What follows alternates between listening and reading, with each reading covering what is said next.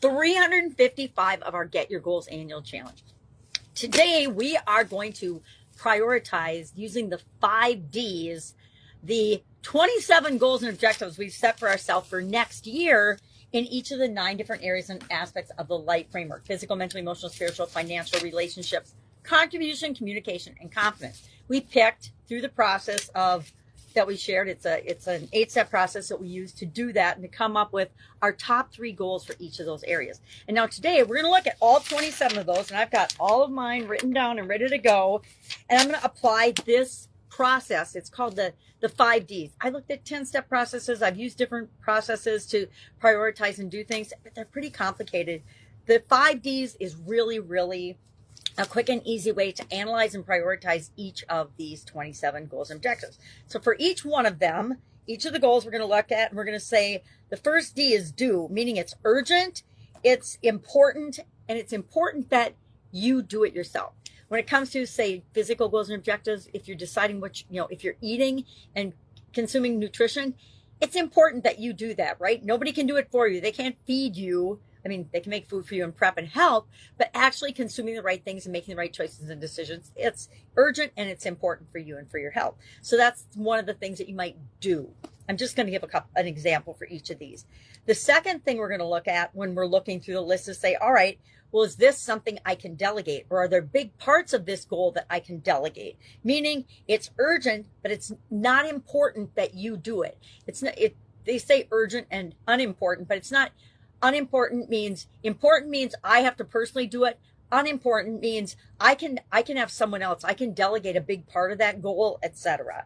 So for example, when I'm setting up the framework for the nonprofit, I can delegate almost all of that, just outsource. This is what I want. These are the objectives. And somebody else who's adept at setting up nonprofit organizations can structure and set all those systems and processes and things up for me.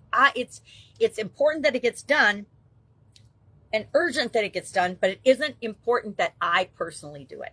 The third filter we're going to use, the third D, is delay, meaning it's important, but it's not urgent. It needs to get done, but I can put it out a ways. It doesn't have to be one of the first things that I do.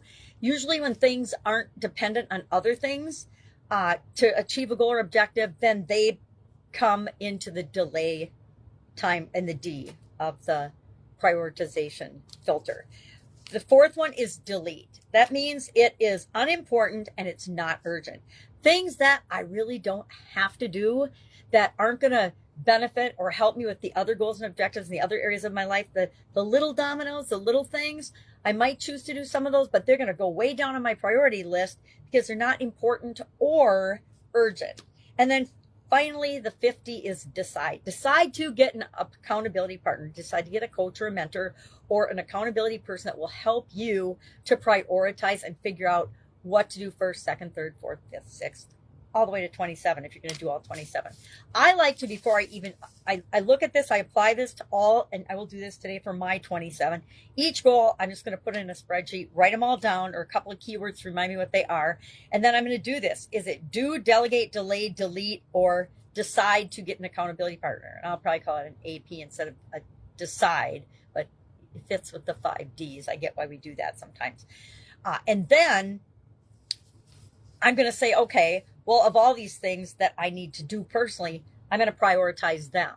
And I'm going to use a different process to say what's most important to me and what is dependent time-wise on something or other that I have to do one thing before another thing.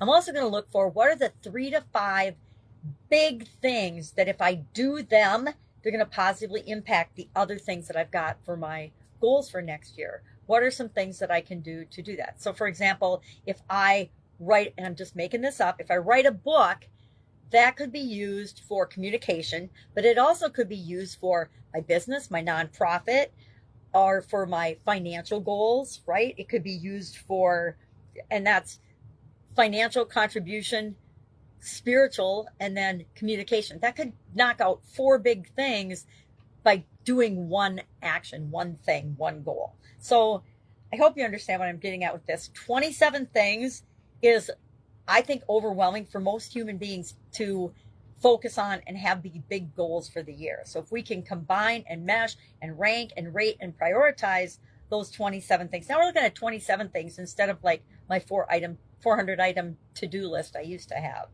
When I was in corporate America and had my own businesses, I had a running spreadsheet of things to do. And I did categorize them, and I did prioritize them, and I did Gantt chart them and all that crazy stuff to them. But I didn't necessarily get more done by having fancy ways of analyzing the information. Sometimes you need that, sometimes we don't. So that's why I like the do, delegate, delay, delete, and decide. Just filter. It's just a filtering system, right? And then once we filter, we still have to prioritize each of the things that we want to do and then look at them for big dominoes. I learned that from Russell Brunson. He said, hey, look for the big dominoes. The one thing that if you do that will cause a whole bunch of other things to fall into place. And usually those will rise to the top. We know intuitively what's going to have the biggest impact on us achieving our goals in all areas and aspects of our life by doing them. You know, if we're in a bad relationship and we fix that relationship or get out of that relationship, we know that that's going to positively impact a lot of other areas of our life, usually physical, mental, spiritual, sometimes financial, sometimes not, usually contribution, usually communication, usually confidence. All of those get affected if you fix one relationship sometimes. All right, questions about this, hit me up. There'll be a write-up, of course, in Guide 17 of the Get Up and Go Challenge private Facebook group page. You can hit that up and look. If you've got questions, just ask me. I don't even know what time it is this morning. I hung out with my 2-year-old granddaughter went up to get some coffee, and she was already awake, and she saw me. And once she sees me, it's all over. And so I let her mom and her other sisters sleep in. I'm staying with them for a while over the holidays. And it's just fun. It's really fun. I love them. And it's so fun to hang out with the 2-year-old, and their energy level and their enthusiasm and excitement about things and the way they look at things. It's just so refreshing. And as amazing and chaotic as she is, sometimes it's exhausting. So anyway, I will get that up in a while. I'm not going to guarantee what time I'll get it done today. But if you have a question, just reach out and ask, and I will get you an answer immediately if you Voxer me. Otherwise, it might take a little bit longer. All right, have an awesome day, and I'll, of course, be see you tomorrow. This is important. Do this today or today and tomorrow, however long it takes you. But it's important that we are prepped and ready for our goals next year. So we don't have to think about it. We don't have to stress about it. We already know, hey, this is what it is. This is what we're working on. This is my framework for the entire year next year. And that's what we're creating here. All right, have an awesome day, and I'll be with you tomorrow. Bye. Hopefully early.